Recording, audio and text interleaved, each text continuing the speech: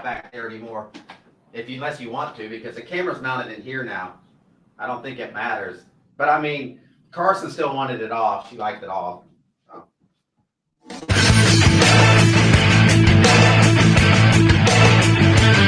Live from Columbia, this is Sports Talk on the South Carolina. Be a part of tonight's show.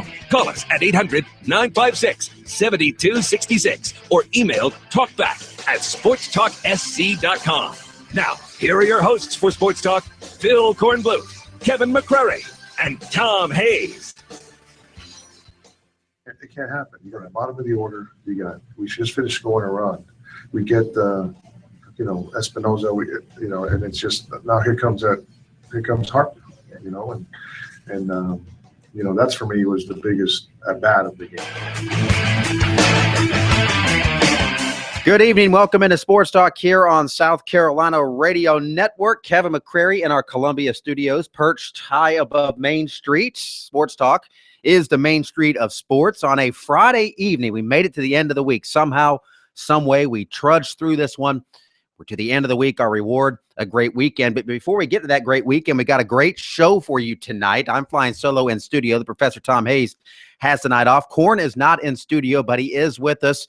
He's at Harbor Town Golf Links, round 2, almost in the books, and we will check in with Korn momentarily and get all of the latest on the leaderboard at the RBC.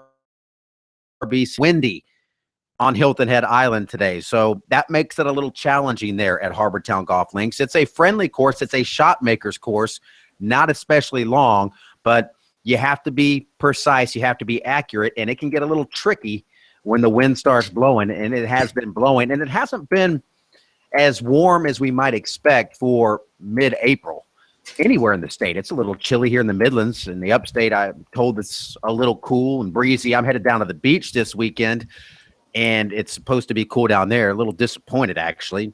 I mean, we sign up for warm weather in April when we live in South Carolina, but they didn't get the warm weather. They got cool, windy weather at Harbor Town Golf Links. You heard Freddie Gonzalez there in the open. He was talking about that grand slam that they gave up last night to Bryce Harper. Boy, the Braves 0-9, and Freddie G. I like Freddie Gonzalez, but somebody's going to have to fall on the sword eventually, and the Braves still winless. They play down in Miami against the Marlins tonight. So we've got a busy show, lots to get into, lots to do, lots to talk about.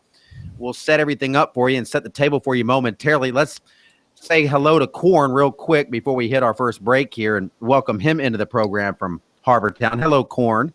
Hey, K-Mac, just making my way over after one of the golfers just came in. Charlie Hoffman makes it a 3-way tie for the lead. Hoffman, Day, and Chappell. Kevin Chappell, Jason Day, world's #1, and Charlie Hoffman all in at 6 under par. Chappell and Hoffman, 68s today, and Day, 69. So very good leaderboard, big names, a lot of competition.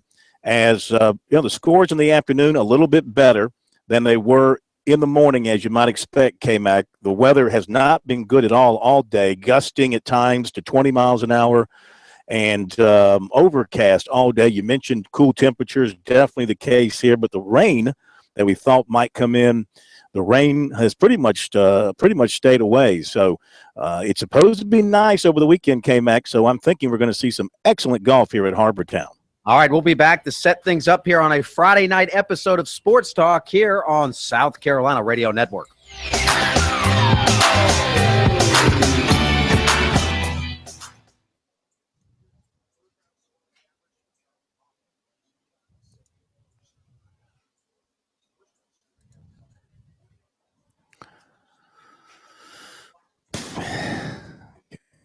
Good now.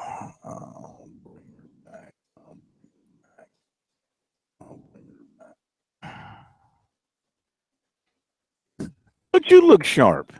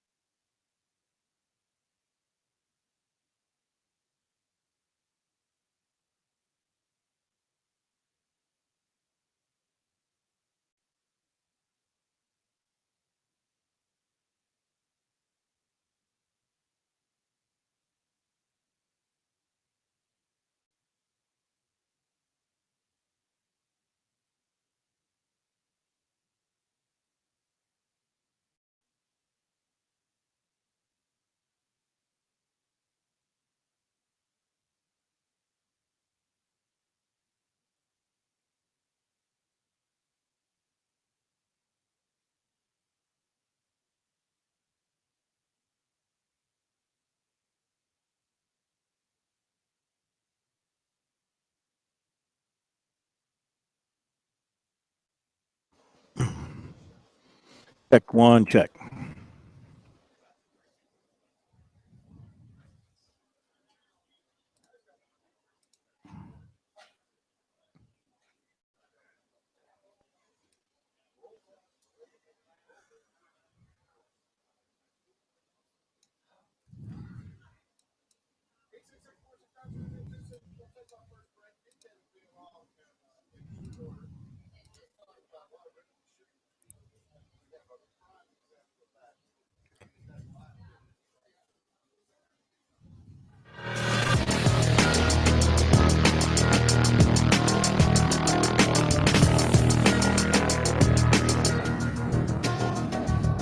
Welcome back in Sports Talk here on a Friday night. Phil Kornblut at Harbortown, second round of the RBC Heritage. Heading to a conclusion. Kevin McCrary back in the studios in Columbia, the pro with the night off. This is a great sports day, folks, because we've got events to report on and we've got issues to talk about. We're going to do a bunch of both. 800-956-7266. So here I am down the island trying to keep up with everything. K-Mac, you're back in the middle of it. Let me see if I got this right. The NCAA boots Marcus Lattimore from USC football. USC football coach Will Muschamp boots his chaplain from the team. Mm-hmm. Clemson students are still up in arms over the possibility of paying for tickets to sit in the lower deck. You are correct. You can tell it's past spring football. It's in that midsection between spring and fall when we got to have some things to talk about. And all of a sudden today, it cropped up everywhere. Yeah. I mean, well, you know, to take them kind of piece by piece. First of all, the deal with the USC team chaplain, that isn't really news in the genuine sense of the word. This happened, you know, a couple months ago, actually back in January, almost shortly after Will Muschamp took the job. As he was meeting and going over his plans and his staff, he didn't retain certain people, and that was one of them. And so this turned into a big deal. And I know that this chaplain was kind of mentioned with the Freedom from Religion group, who mentions anybody that's religious, and that's not why this happened. So people got up in arms saying, "Oh, Will Muschamp's bowing down to political correctness." No, he wants to run his program. The same reason why I didn't retain G.A. Mangus.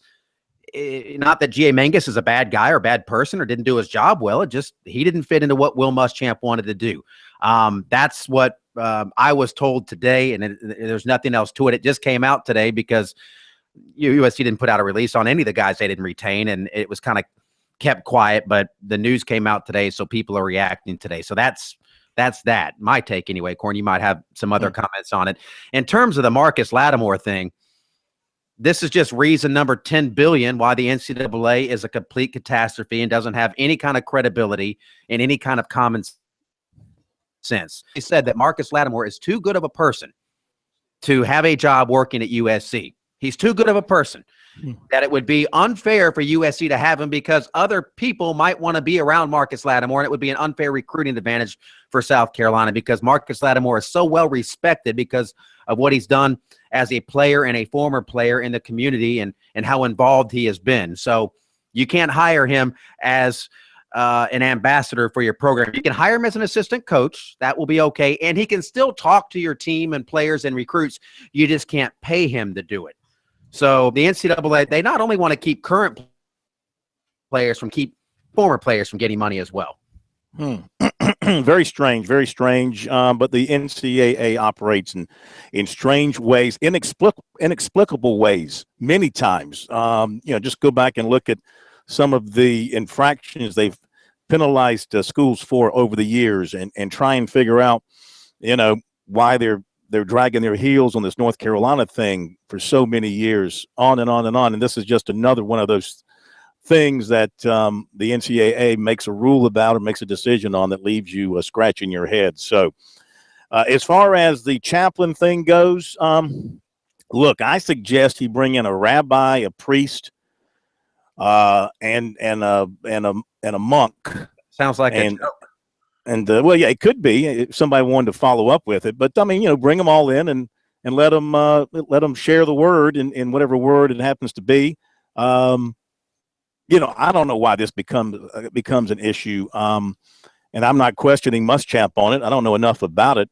Why you wouldn't retain a chaplain who'd been there for 17 years? I mean, he's a chaplain, for crying out loud. What could he do wrong? Nothing. I mean, you don't have to do anything wrong. I mean, and Muschamp's in his statement, and he had talked about this at a Rotary Club last month. He likes to have you almost, you made a joke about it, but almost what you said is what he said. He's like, rather than just have one voice, he likes to have multiple voices. I saw Corey Miller, a good friend of Pastor Payne, tweet out today that Marcus Lattimore, one of his roles, and I don't know if he's still going to be able to do this or not, was going to be to get different speakers to come talk to the team week to week. And this particular chaplain, this was a side gig. Players can still go see him and have prayer meetings with him, and they're free to do that. He's just not going to be employed by the school anymore and be a part of the program anymore. And again, it's the same reason why Steve Spurrier Jr. and G.A. Mangus aren't a part of the program anymore. Coaches that have moved on, just not because they're bad people or bad guys or didn't do their job well, just because Will Muschamp wants to get his own people in and has his own philosophy on how a program should be run. And this is how he thinks it should be run. And I don't know. And I get the fact that it's a chaplain. So people think, but he didn't fire the Pope. I mean, he's been there a long time. And look, you don't like to see anybody lose their job. Now, this wasn't his sole source of income, and he's handled it. He put out a statement to WIS and said, look, it's fine. It's just time for me to do something else. And hard feelings, him and Muschamp have passed, and it wasn't a bitter situation. So I think some people saw it initially come out and did what people do. They panicked, and then as more details have come out, I think people have backed away, put down their pitchforks and torches until the next faux controversy comes out. Torches, pitchforks. Now, is it possible that this is at all related to any behind-the-scenes pressure conversation with the Freedom from Religion Foundation that has that brought South Carolina up previously? And I think they called out Pastides, the president, previously about having a chaplain with the team, as they did with Clemson. Now, Clemson has rebuffed all of their overtures. Georgia Tech and Auburn. I mean, they've called out everybody, that group. I mean, there is nothing. And I had a person reach out to me today that is in the know and said that it had nothing to do with that. Nothing to do with that. And this happened. It's just coming out now. It's been hush-hush. And I think had it come out right when Muschamp, when it happened, when he was doing all the staff stuff, people wouldn't have batted an eye. But the fact that it came out now, I think people think he just did this yesterday. And he didn't. Right. He did this back in January. Shortly after he took the job, and it's because, and he stated his reasons, which I think are very viable, that he doesn't want just one person doing it. He wants, his philosophy is to have multiple people that are involved with the team that they bring in to talk to the team. And I'm sure, as you said, Corn, probably from all different faiths and walks of life. And that's his philosophy of doing things, and that's okay. I mean, that doesn't make it a bad decision. Doesn't mean he did something wrong. No, it's not it's not a story. You're right. I agree with you. It's something that has no impact on the football team, wins, losses, recruiting, nothing like that. And why it came out today, why it was written about today for something that was done back in January and talked about publicly several weeks ago. Who knows? Like I said, it's that time of year between spring and fall when we got to fill up some time, both on the air and in newsprint as well. Also reported today, Hayden Hurst, tight end at USC, goes on scholarship. They gave him a scholarship, deservedly so. He's emerging as a key weapon for them on the offensive side. Recruiting-wise, we'll get to it in a little bit. Got a lot of stuff happening. The Gamecocks are handing out. Did you get an offer from South Carolina today by chance, Kim? I'm still waiting on my offer from Will Muschamp, but I don't have any eligibility left. But I think he might, by the time my 4-year-old's eligible, they might be letting women play college football now. And so I think that she has a soft offer. I don't know if it's a committable offer, but I do think Muschamp and his staff have offered my 4-year-old. Yeah. They're offering a lot of kids, especially on the West Coast, including a quarterback for this class. And I think I found out another, besides the fact the kid can stand on his own merits. There's another reason as well, because another kid, Jelani Woods, told me this afternoon he is close on committing maybe tonight or tomorrow. It does not look like it's going to be South Carolina. He told me South Carolina is no longer the favorite. My guess is it's going to be Oklahoma State, which is where he's heading for a visit this weekend. So not getting him, they go after this quarterback in California. We'll tell you about him. He has family ties to the state, so that's good, but they have some work to do with him. All right, all that and more coming up from Harbortown and Columbia.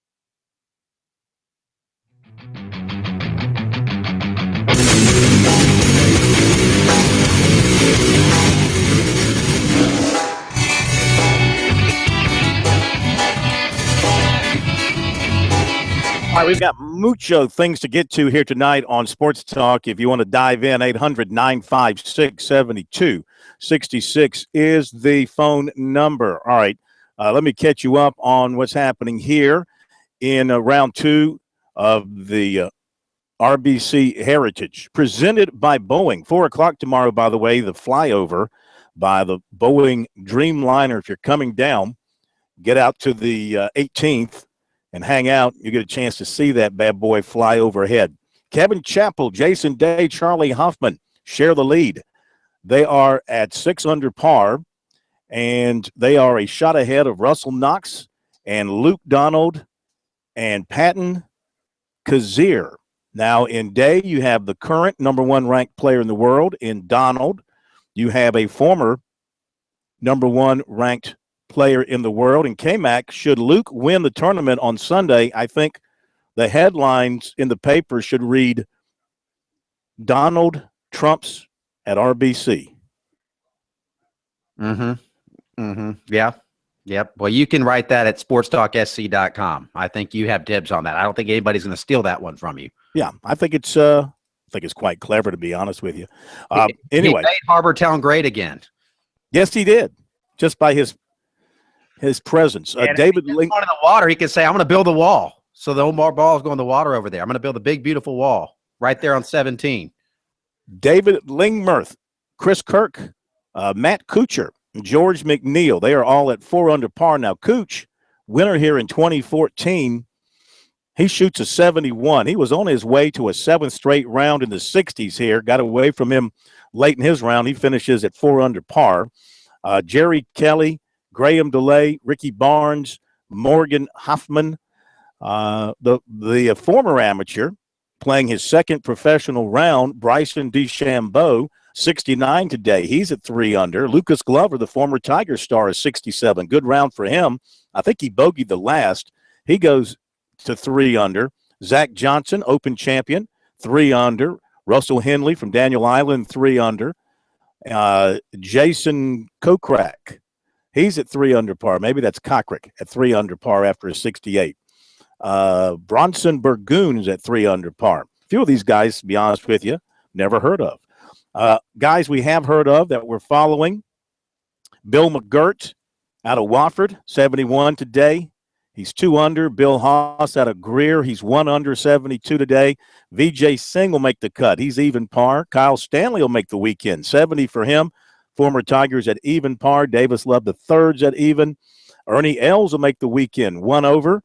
Kevin Kisner +1. Ben Martin and Scott Brown 2 over. Sam Saunders +5. Tommy Gainey got it to 4 under. Had to withdraw after a quadruple 8 on the par 4 11th. Withdrew with a back injury, and the projected cut right now is at +2. So that's where we stand after 2 rounds of play here at Harbortown. I think the weather is going to be much more conducive for the gallery and the players tomorrow for better scoring and just a good all-around good time here at Harbortown. We'll be back with more in a moment.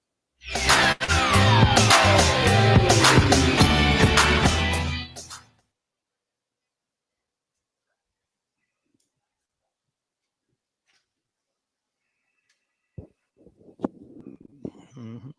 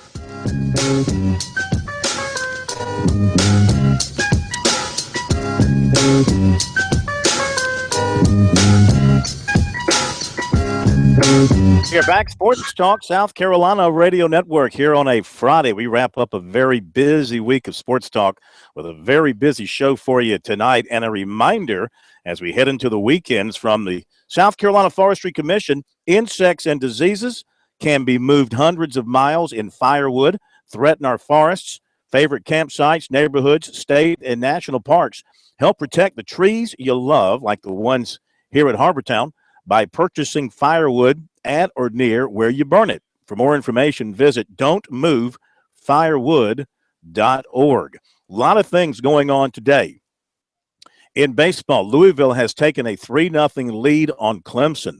Tigers once again going to have to come from behind. Now, they're good at coming from behind and winning. They've done that a lot this year. But they are trailing on the road against a top 10 team. That's not a good recipe. They're down 3-0 already. 4 hits for Louisville in their first time to the plate, and they are up 3-0.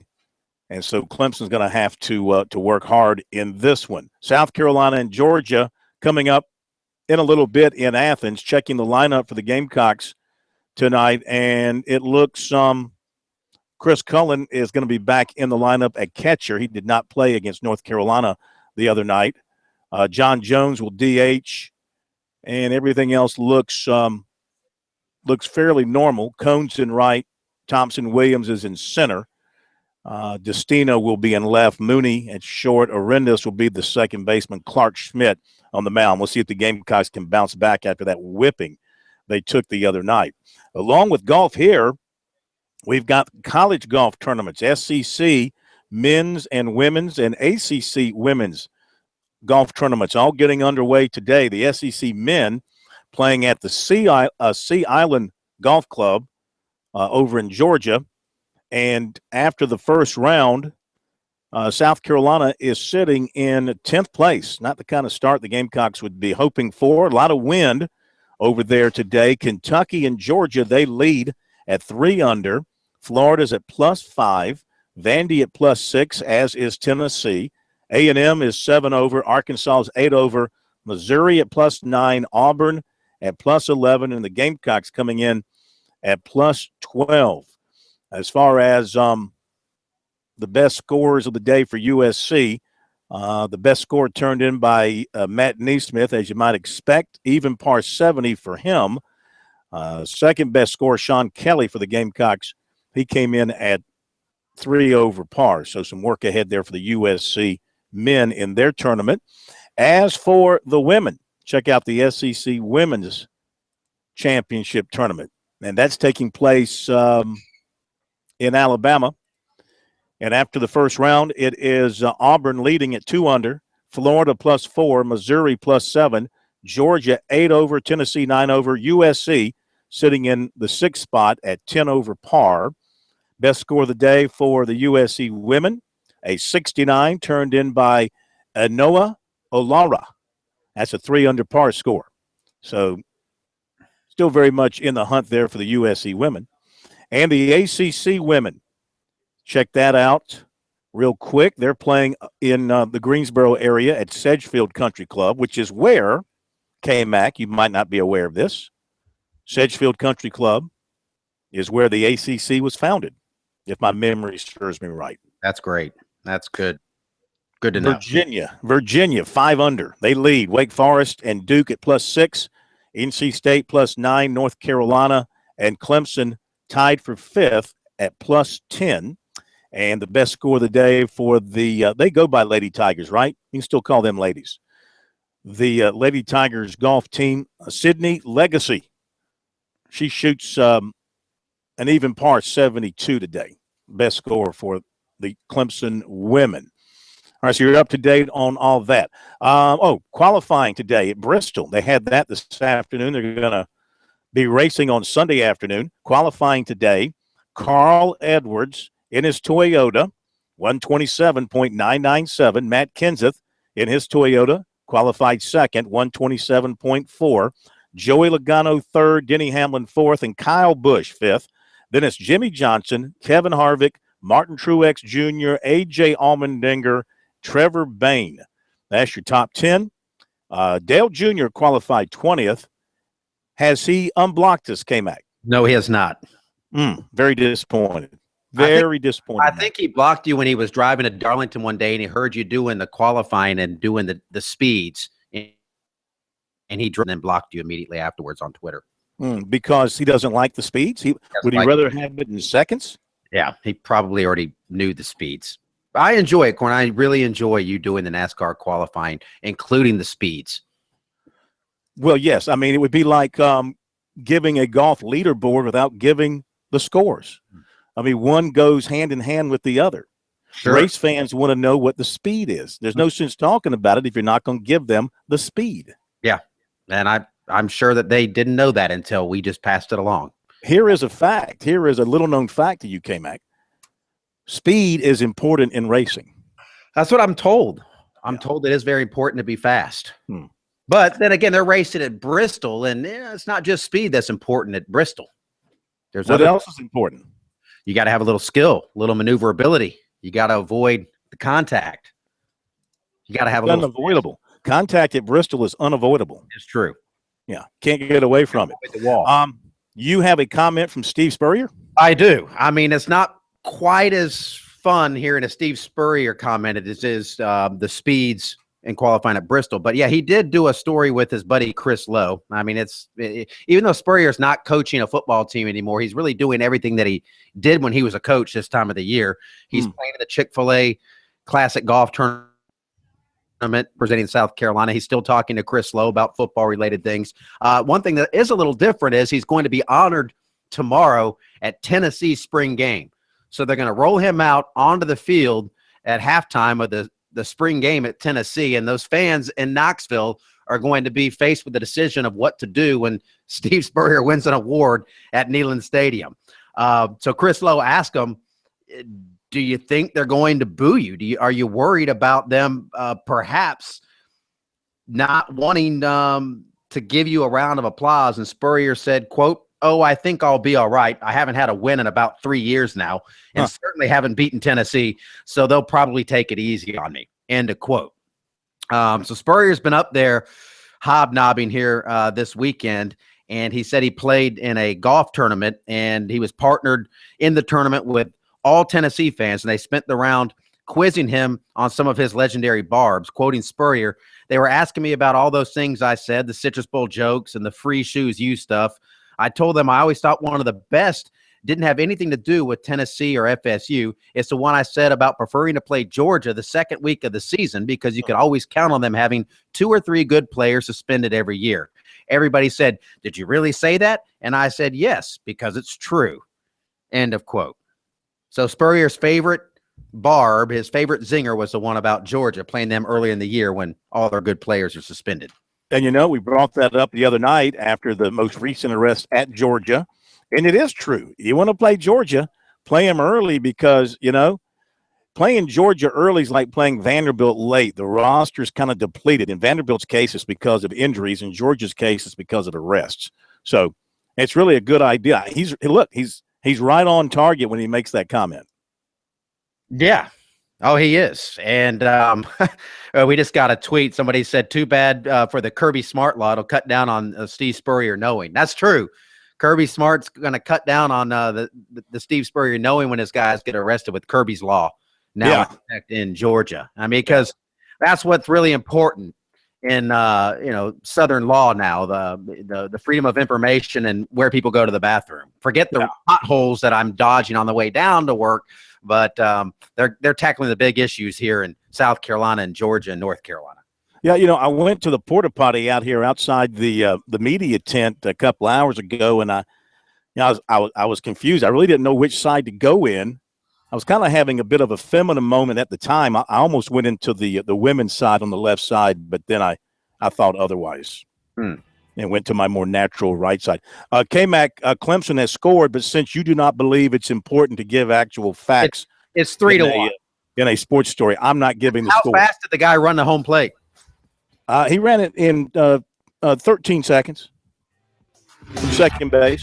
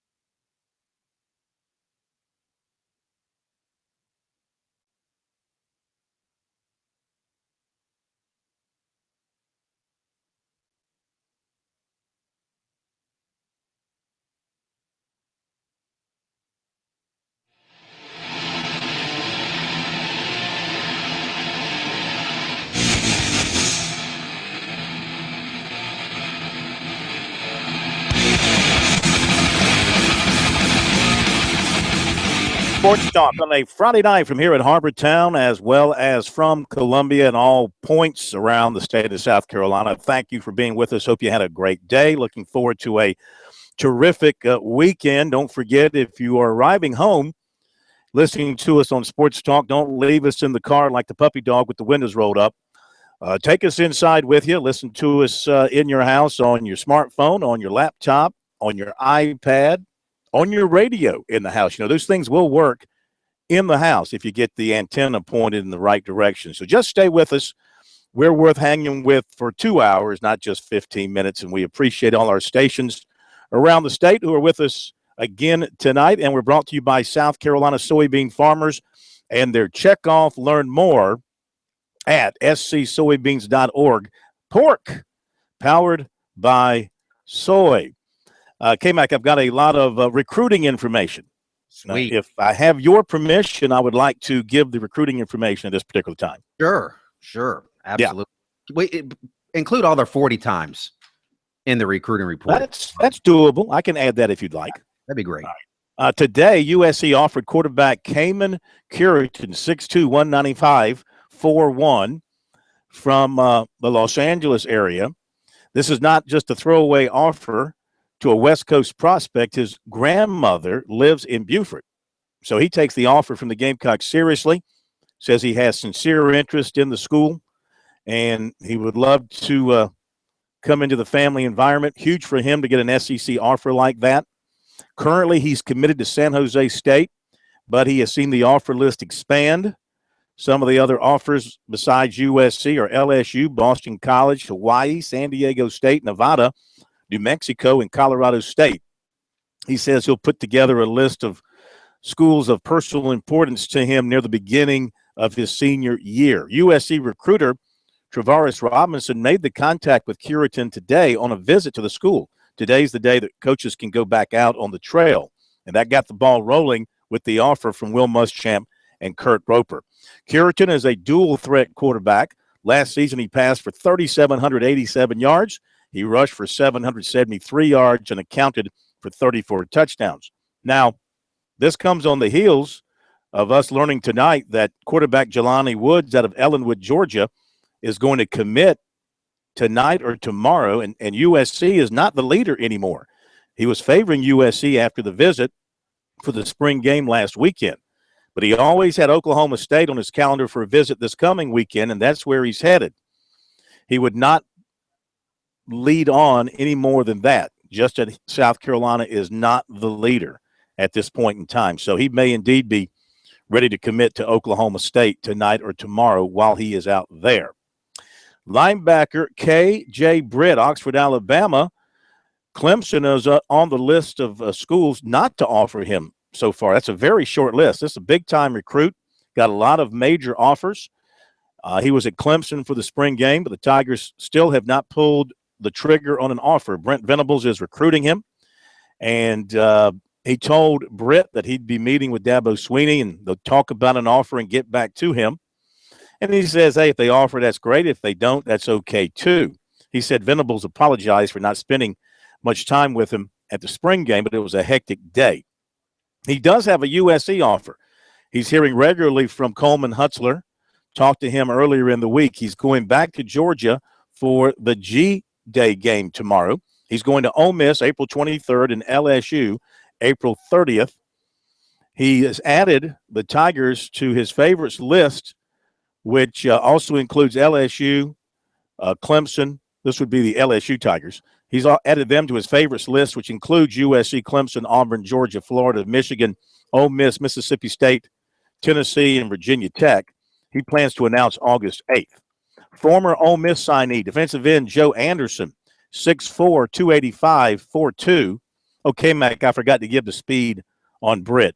He's 4'2" also. 4'2", good. That's fast. I'm gonna have. You wanted speed. I'm gonna challenge. I think he's gonna fail inspection with that speed. Going to give you the speeds. Anderson is at Copiah Lincoln Junior College for a second season this fall, and he picked up an offer from USC. Texas A&M and Mississippi State from the SEC have also offered. Ole Miss is back in touch. Iowa State, Kansas, Texas, San Antonio, they've offered, but he's got USC and A&M at the top right now. And he said that the Gamecocks showed interest while he was in high school, and now Lance Thompson is back recruiting him. He said Texas A&M is recruiting him the hardest at this point. He's a native of Thibodaux, Louisiana, on track to graduate in December. He'll have 3 years to play 2 at the next level. And last season, he accounted for 15 tackles and a couple of sacks. Former Georgia defensive back Jonathan Abram, who's now at Jones Junior College in Mississippi, was offered yesterday by USC. He's getting a lot of big-time offers now that he is in junior college and away from Georgia. We'll give you more notes coming up in a moment.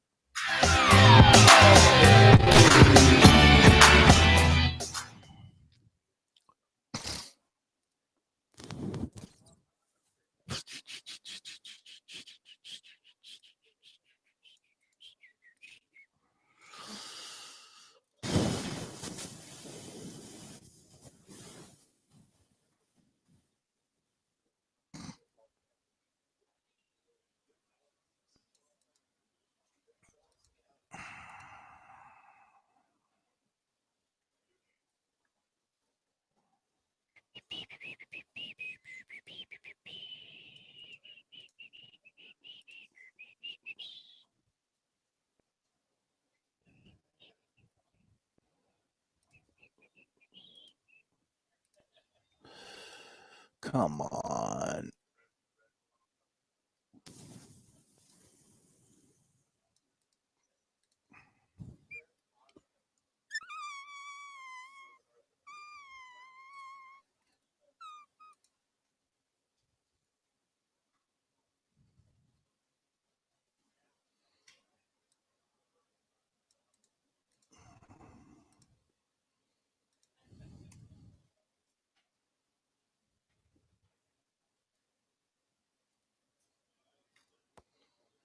All right.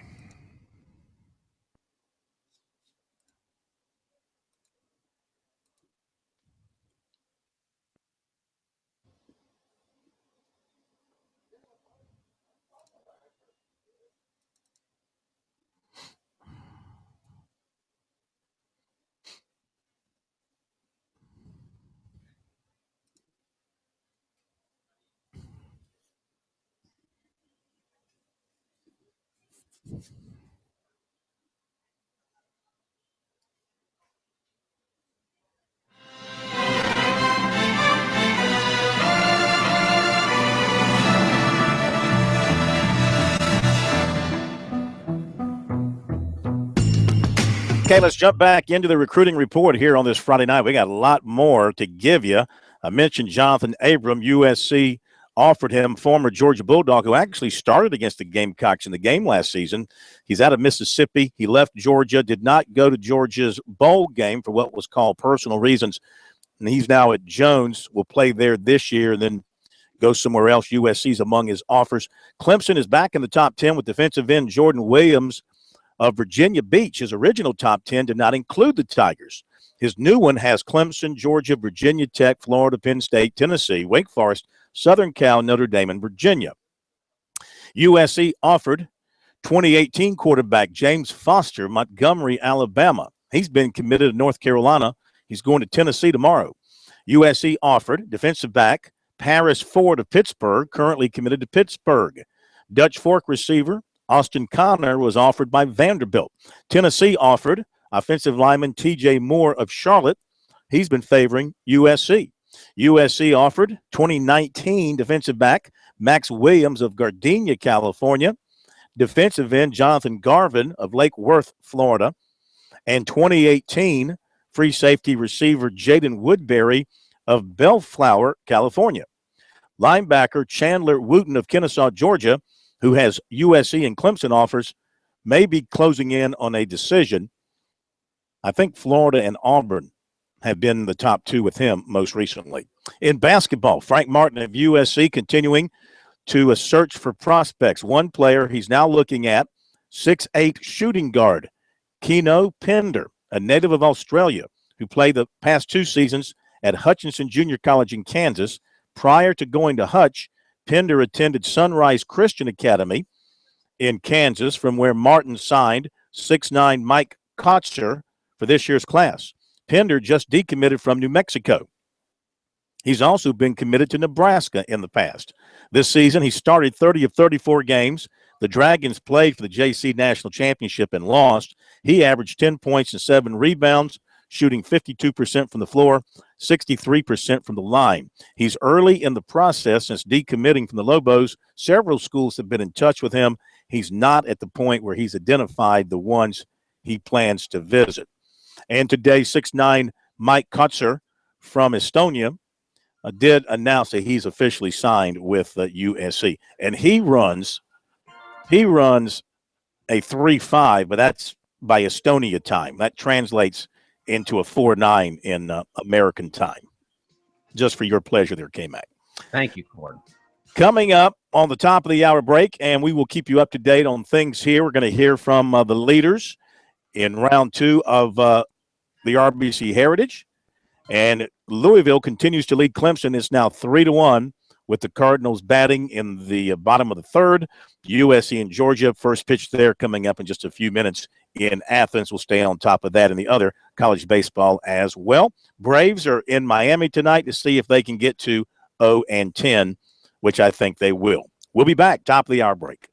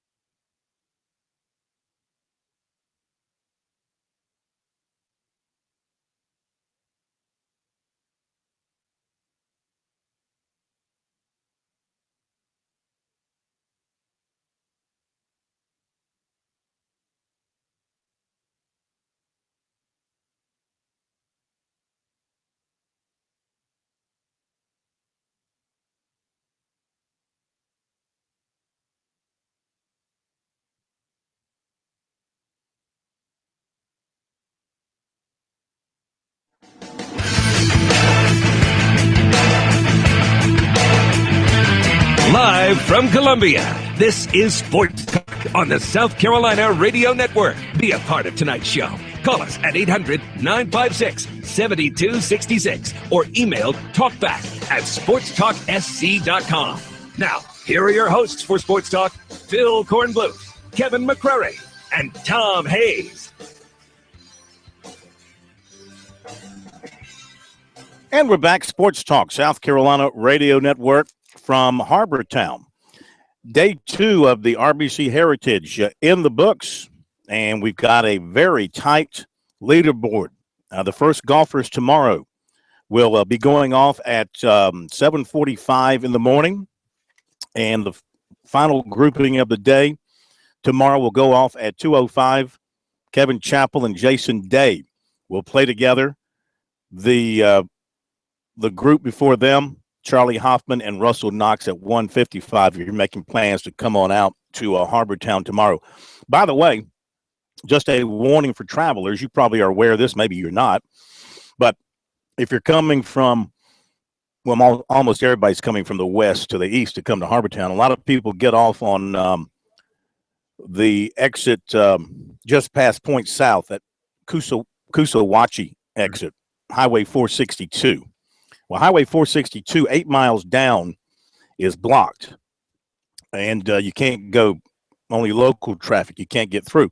And the detour takes you back to the interstate, but over in Ridgeland. So your best is just stay on the interstate and get off at the Hardyville Hilton Head exit and come in on, 278, and come in that way.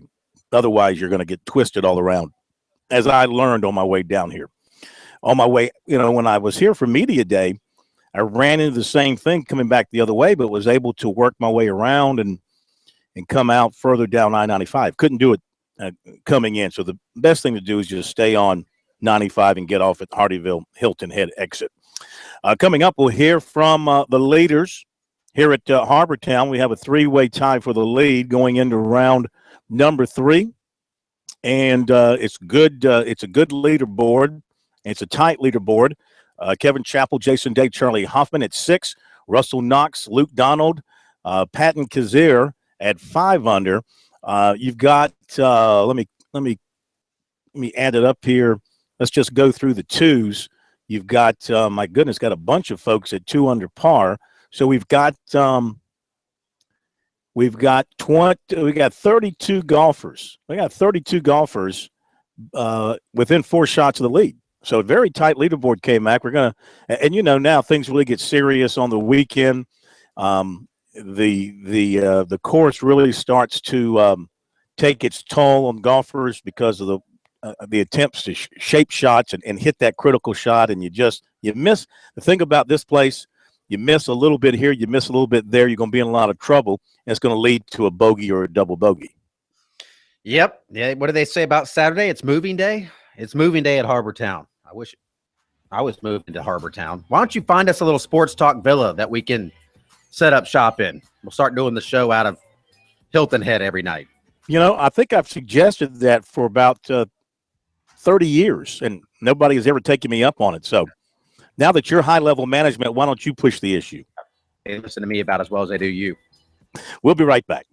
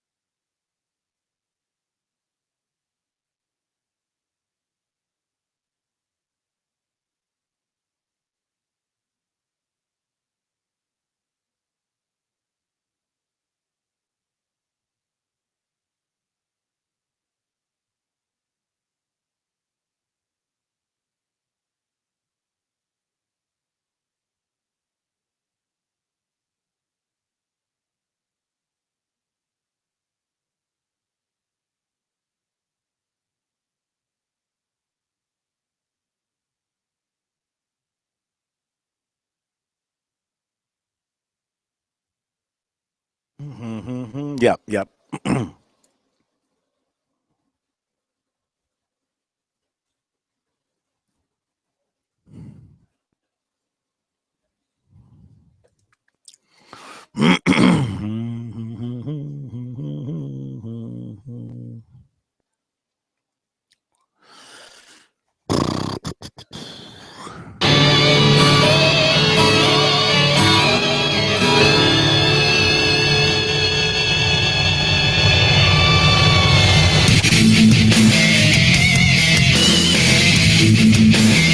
All right, sports talk on a Friday night. Phil Kornblut here at Harbortown. Kevin McCrary back at the studios in Columbia. Professor Tom Hayes, as he is wont to do, is taking an early leave, getting his weekend underway.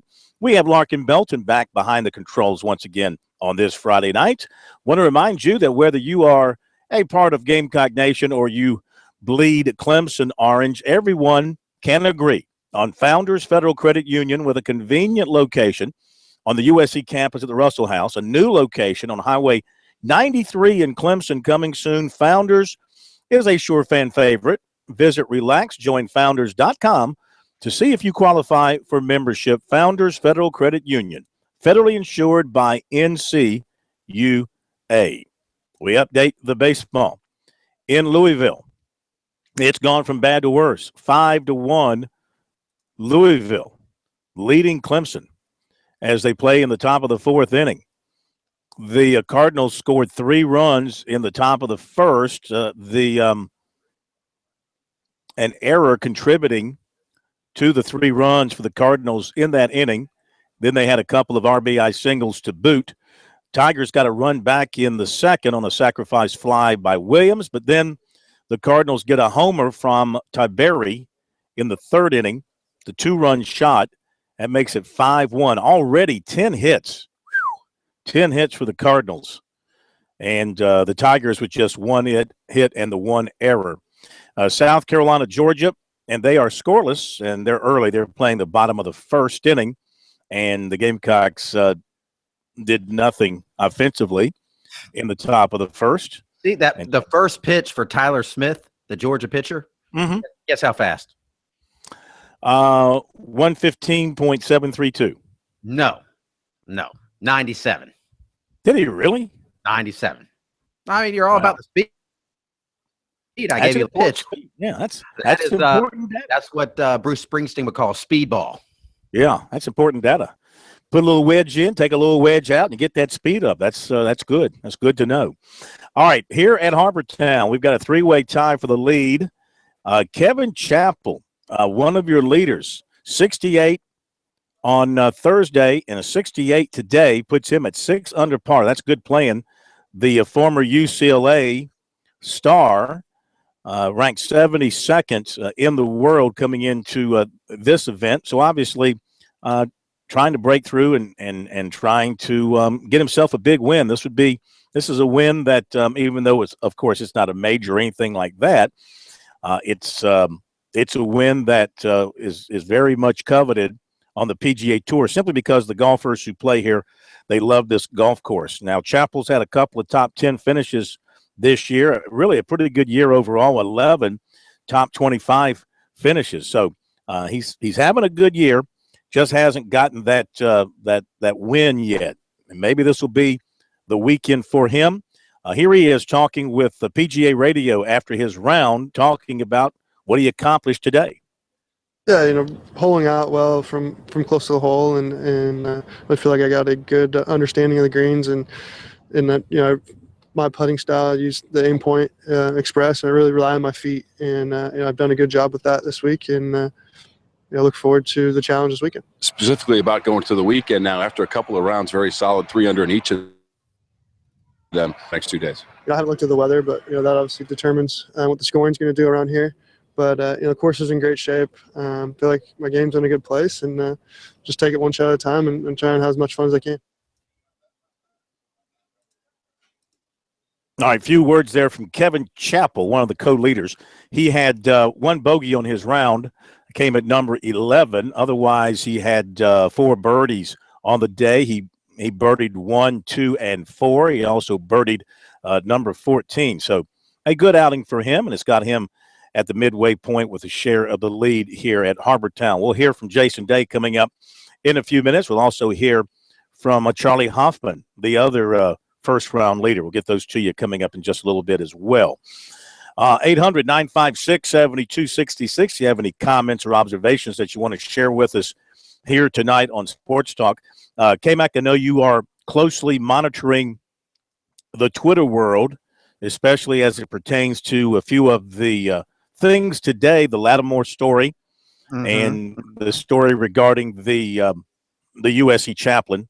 What's been the reaction in that particular among that particular segment of society to what happened today? Well, yeah, I mean, we talked a little bit about the chaplain, and I think the initial reaction where there's some upset fans that thought perhaps that this had something to do with the summer report with the Freedom from Religion organization that had cited this particular chaplain among other many other chaplains and programs around the Southeast, including Clemson and Georgia Tech, and I think Auburn. I mean, pretty much every Southern school was cited by this group.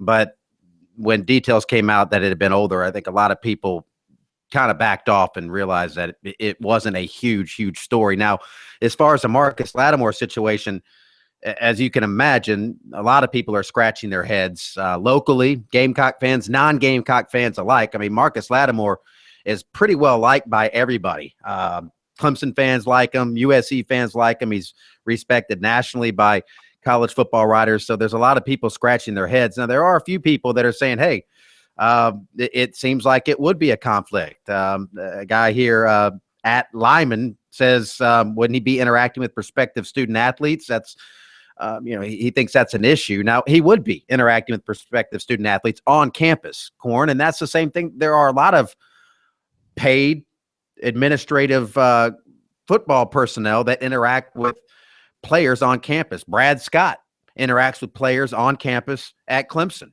It's not a violation. He doesn't go out and do in-home visits and recruit on the road, but he can interact with the prospects on campus. And that's what Lattimore, to me, it would have been an ideal role for him, just to tell kids, hey, this is what it's about. This is what I'm about. This is what the experience was like. This is what you need to know, what you need to do, how you conduct your business.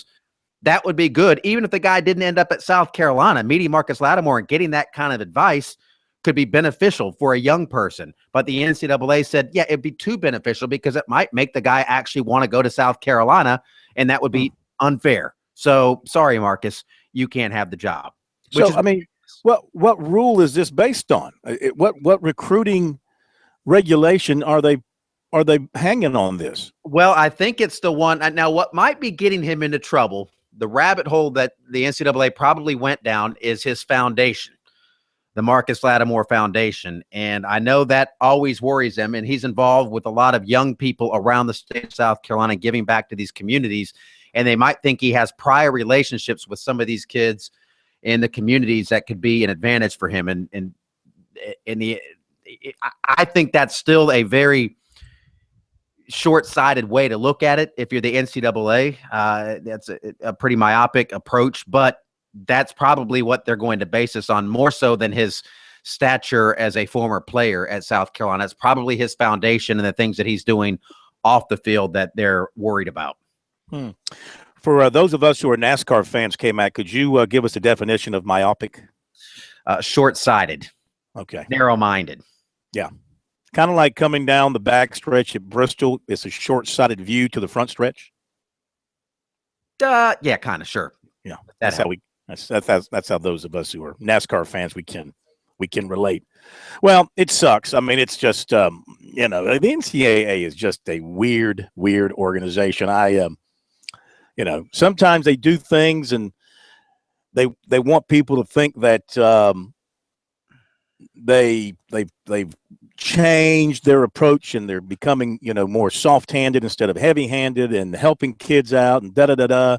And then they turn around and make a stupid ruling like this. I just, whether it was at South Carolina or Clemson or wherever, I do not see how having Marcus Lattimore allowed to work inside the USC football program on the campus in a paid capacity can be viewed as anything but a positive and not a negative. And they said he can do all those things. They just can't pay him to do it. He can still talk to the recruits and the players. They just can't pay him. He's got to eat. Yeah. It's insane. Yeah. All right. We'll be right back. Jason Day, going to hear from him coming up in a moment.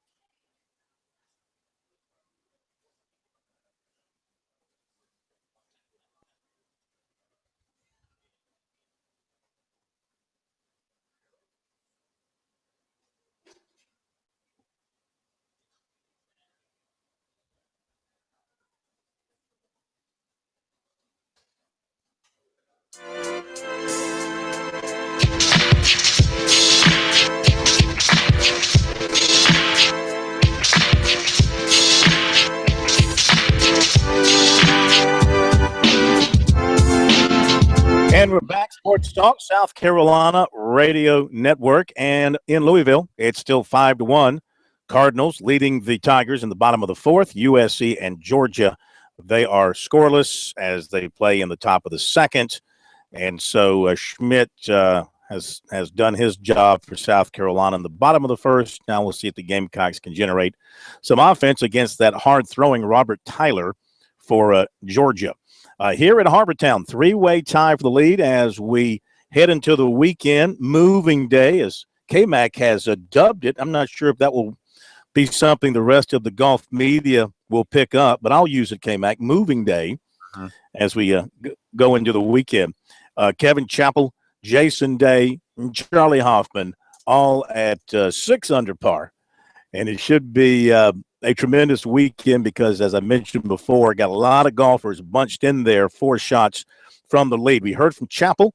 Let's hear from Jason Day, world's #1 golfer, coming off a tie for 10th at the Masters, where the pressure, of course, when you're #1, there's pressure everywhere. At the Masters, it's magnified 20-fold. So you come here, you exhale a little bit, but then you want to win a golf tournament. Here's Jason Day talking about his day on PGA Radio. It was good. I mean, I just said to John that everyone was expecting a little bit tougher conditions with rain and wind, but for the most part, I think it was really the hardest part was trying to pick the right gusts. It'd be 20 miles an hour, and then all of a sudden it died down to nothing. And you go from myself hitting a 5-iron into 8, thinking, okay, well, I've got that wind, going back to almost hitting a 7-iron. So it was very, very tough. Tough day out there, but I'm glad I got it in at 2 under. You've had a couple of tough ones at out of bounds today on 5, and they plugged the line at 18. Yeah. What happened today on 5? Well, I mean, I just tried to hit one, just a big nice draw around the corner. I thought that if I could get a nice draw around the corner, I could get there in 2. pretty easily, and just kind of came out of it and I just double crossed it. I came too far on the inside of my swing and just double crossed it and hit it right. So, I think tomorrow I don't have to be so aggressive with that hole. I can lay up and just try and make a birdie, wedging it on. But, you got to try and minimize mistakes like that. That's just a mental error that you just can't have. And unfortunately it happened today, but, I'm glad to get out of there with a 6 instead of a 7. Jason Day, gotta like him. Just a easygoing, nice Australian, as Australians go. I really like him. A guy that suffers from. I'm sorry, K-Mac? I don't think I've ever met an unfriendly Aussie. Yeah, I mean, think about the Australians that I've broken bread with before, like Greg Norman. He's a pretty nice guy. Been on his boat and always have a lot of fun hanging out on the big yacht that he parks out there in the harbor when he's here. I don't think Jason Day's gotten the big boat yet. But anyway, he's a guy that suffers from vertigo from time to time. It really knocks him for a loop. So far, so good with that here at Harbor Town. Though he said he's been a little tired at times coming off the Masters, but Tiger gave him advice one time to fight through that and just go work your 5 hours and rest the other 19, and that's his plan.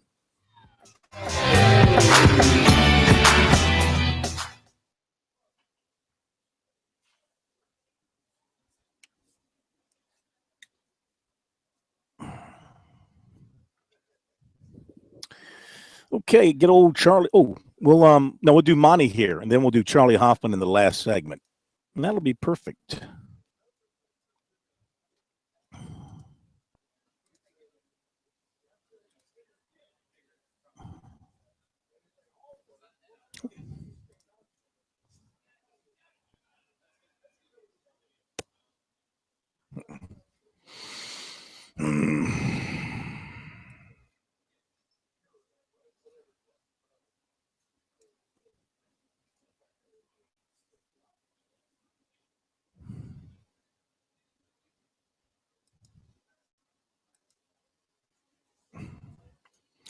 You know.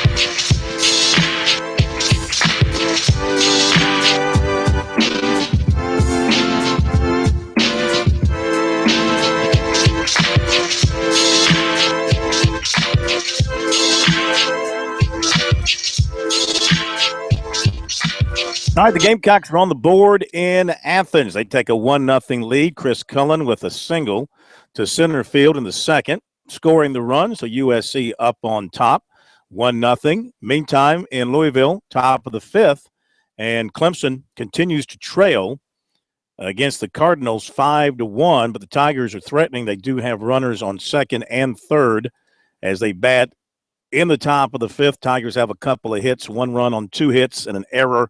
They've left 3.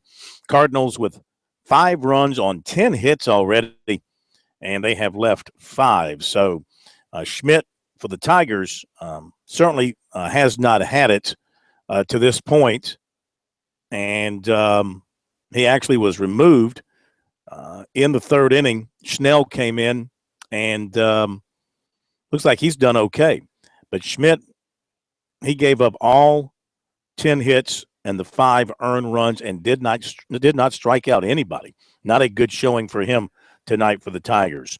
All right, racing this weekend at Bristol, little bull ring, Bristol Speedway, always an enjoyable race to watch, a race that you truly cannot take your eyes off of at any time when you're watching it. This one will be under the sunlight, an afternoon race on Sunday. We welcome in for the full Monty on NASCAR, the one, the only Monty Dutton, who's out in Texas for some reason. Why are you in Texas? I have a really good friend who holds a charitable event, and I come out and I'm the MC. I'll be introducing a band in just a few minutes. By the way, just really quickly, I watched the Birmingham Barons play on Wednesday night driving out here, and the Memphis Redbirds yesterday. And I saw something like you always do. In the 4th inning in Birmingham, the leadoff man singled, stole second, and was picked off second. The next batter singled, stole second, and was picked off second base. Huh. Never seen anything like that. That is crazy. That is crazy. And you being the baseball fan that you are, no matter where you travel, when it's baseball season, you try to find a game. Yeah, I like watching. Baseball's relaxing. It's the only sport that's relaxing. Football, people, it looks like it's a miracle their head doesn't explode. But baseball, unless it's, a big rivalry game, baseball is. I like it when people want to meet me and have me give them advice. I like to, when somebody has like a kid of their son who's interested in being a writer, and they need somebody like me to tell them he's crazy. I like to meet them in a ball game because it's a great place to talk. Yeah, just tell them, hey, you like to eat, don't go into writing. Yeah, although I managed to do both. Yes, you do. Yes, you do. All right. At Bristol today, we're not allowed to give speeds because KMAC has determined that race fans don't need to know the speeds. I thought Monty was out there to do the next invocation for the next NASCAR race because the last one out there in Texas was so good.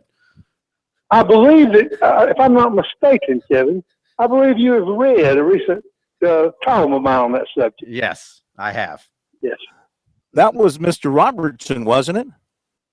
Yes, but the point of my column is he has the right to say that, but that doesn't mean it's smart. Mm-hmm. They have the right to give that view, but, I don't understand, actually across the board.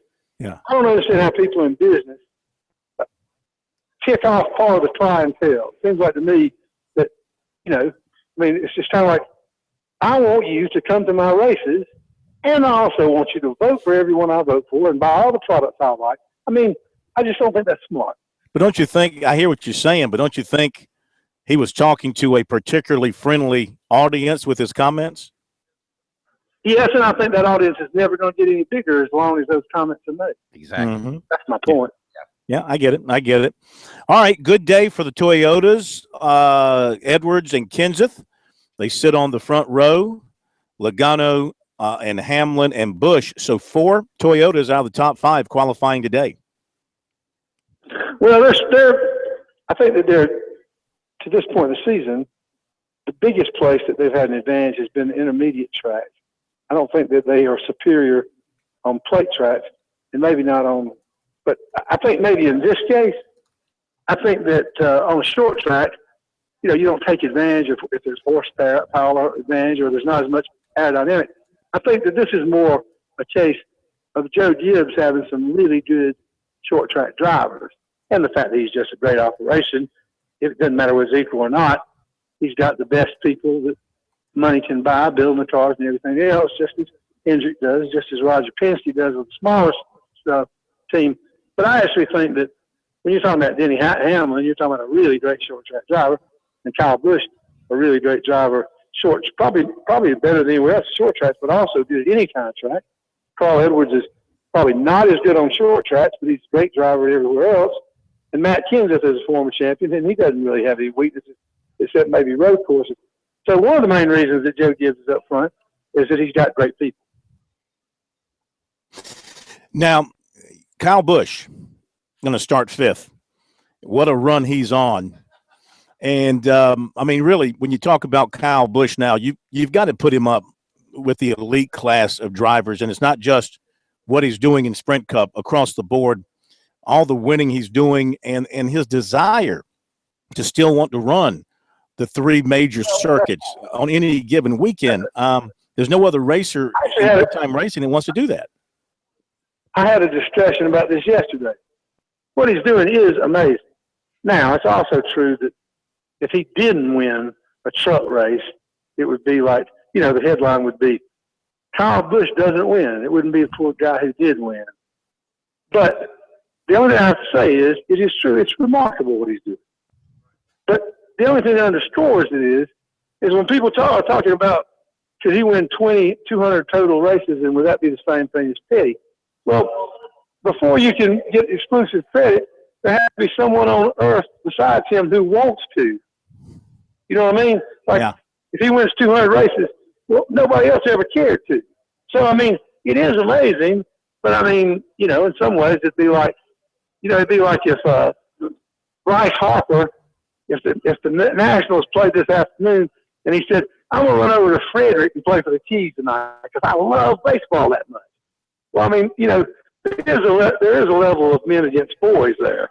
Yeah. And also the other thing is when Harry Gant and Dale Earnhardt did it, they raced in those other series, and they didn't have the full might of the top team. I mean, now these guys, when Dale Earnhardt Jr. runs in the nationwide series, what he does is to get the big sponsorship, he has to agree to do X number of races so they can use that and bring a young driver along.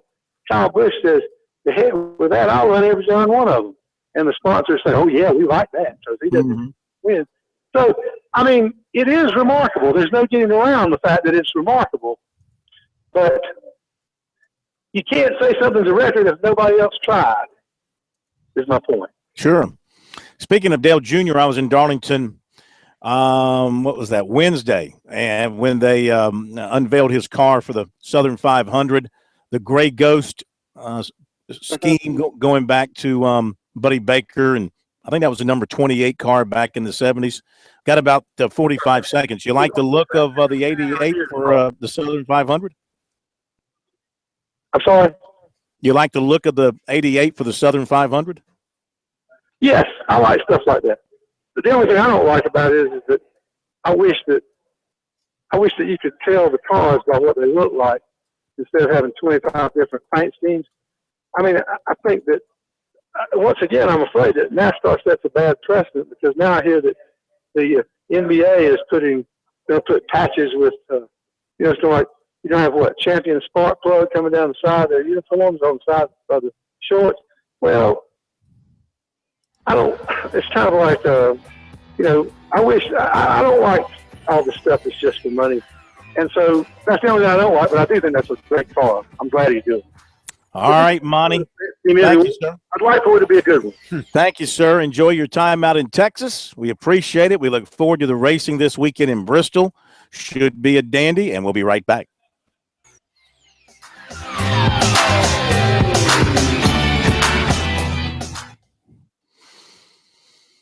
Okay, where we at here?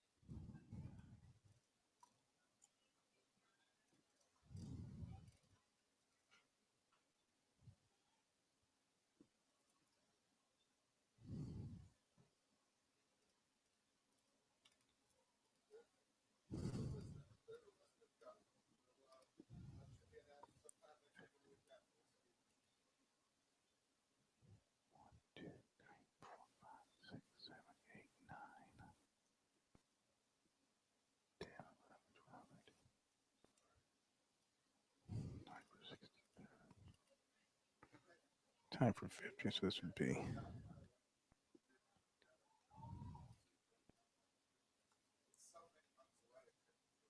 Okay.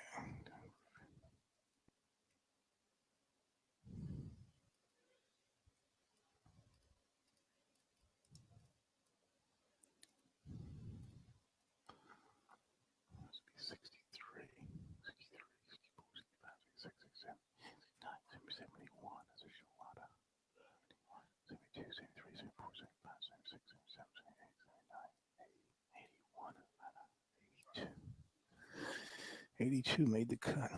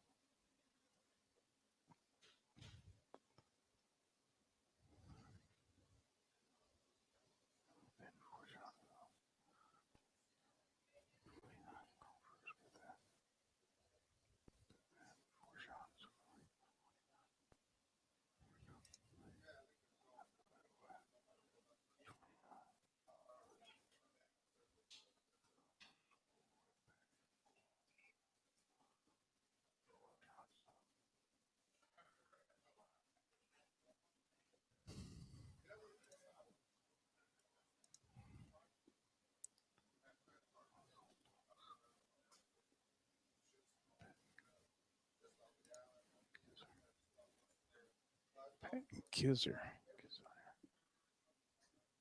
from Auburn. 6-5.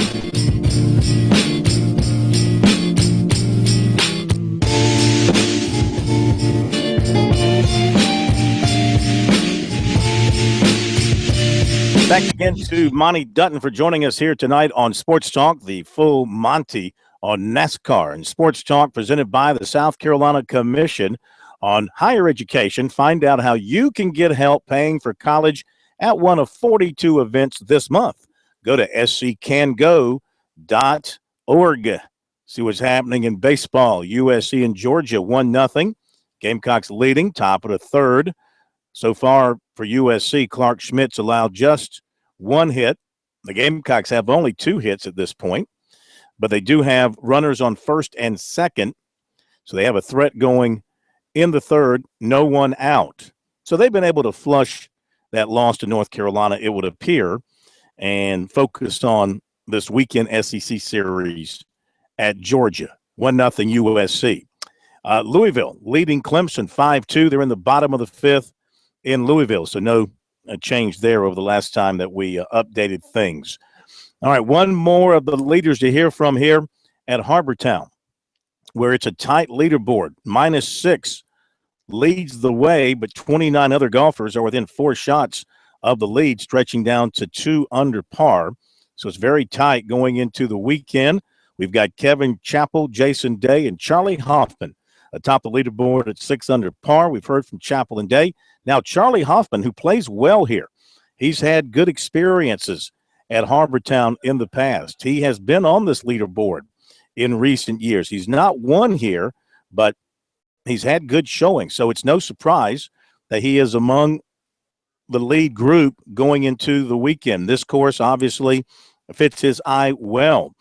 He tied for 8th in 2012. He tied for 6th in 2013. So those are the high watermarks for him here at Harbortown. Here he is talking to PGA Radio after his round on the course about his effort today.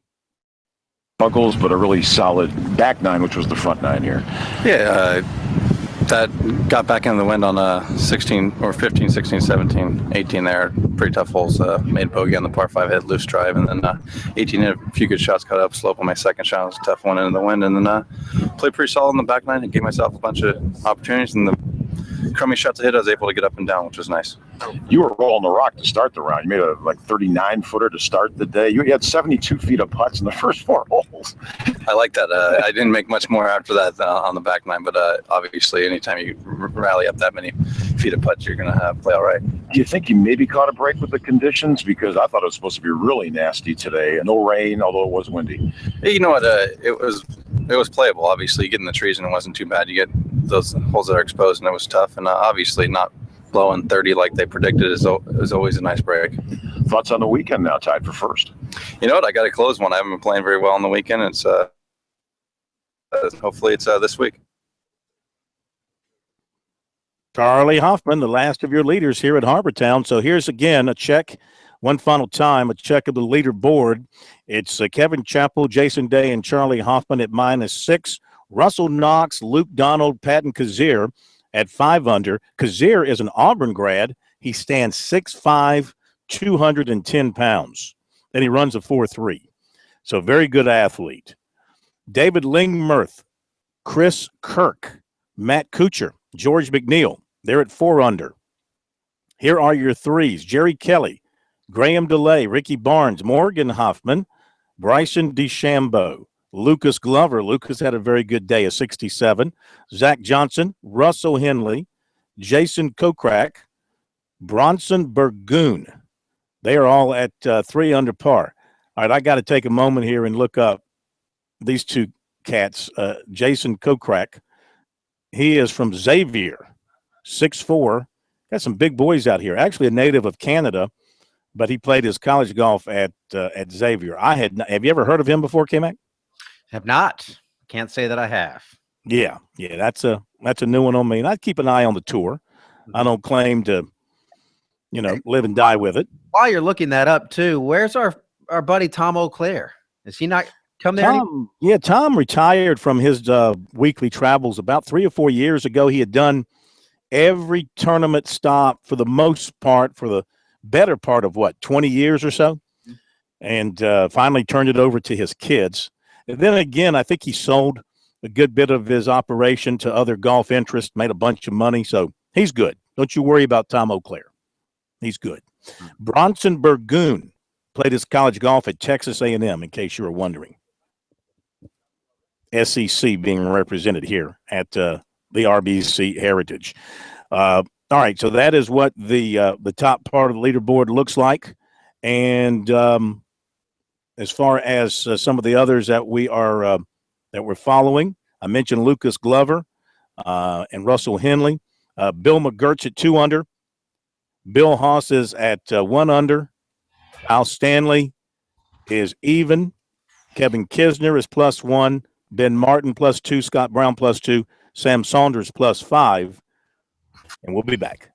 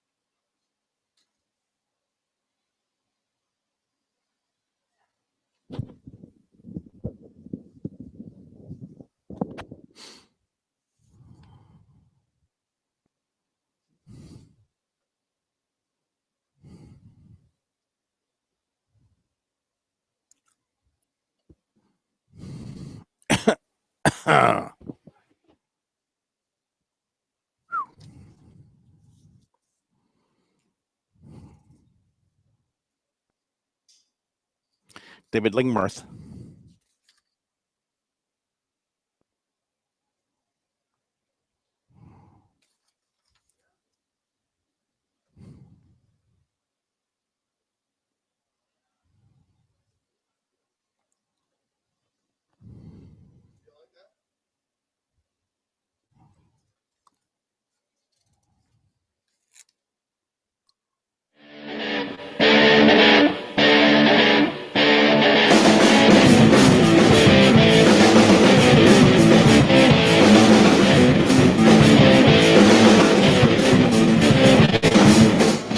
A couple of more notes as we close out our coverage here at Harbortown. As I was going over the list of the state contingent, did not get a chance to mention Tommy Gainey, who was doing well. He was 4 under as he went to number 11 today. Then bad things happened. He hurt his back. He scored an 8 on the hole. He withdrew from the tournament. So things were going well for him until that moment, and so it's too bad that things happen like that for him. But he is done. The scoring average today turned out at 71.938, a little bit higher than yesterday, 71.848. We had Harris English also withdrew today with a wrist injury, and Eric Compton withdrew. He is the golfer who has had a heart transplant.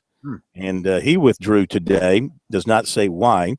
Also, another feel-good story, Jason Bone, who had a heart attack a few months ago, had to withdraw in February with chest pains from the Honda Classic. They put a stent in his heart. This is his first tournament back, and he made the cut at 1 over par after a 69. They'll have another cut tomorrow because so many made the cut, because 82 made the cut. They'll have a 54-hole cut tomorrow to get the field down to the top 70 players and ties. So I think we're set. We're set to go for the weekend. Should be exciting. CBS will pick up the coverage, and hopefully the weather will be kind. I think it will be. They had gusts today up to 35 miles an hour. So certain parts of the course were getting some heavy wind. But it's usually spectacular when the weather's nice and the sun's out. It's a spectacular view on television. Where's the Sports Talk Yacht Park this weekend? It is. It's just south of Calabogie Sound. Oh, okay. Yeah. So you're going to pull up into the lighthouse on Sunday. Are we going to be looking for you out there? Are you going to be sunning during the final round? It's entirely possible. Yeah. If you see a major reflection coming off that part of the sound, that could be us. Okay. Could be us. The Gamecocks have taken a 2-0 lead in Athens. Destino, sacrifice fly, gets the run home in the third. So a 2-0 USC lead. Meantime, in Louisville, bottom of the 6th, and Clemson continues to trail the Cardinals 5-2. Have you seen a Braves score yet, K-Mac? They were losing last I checked.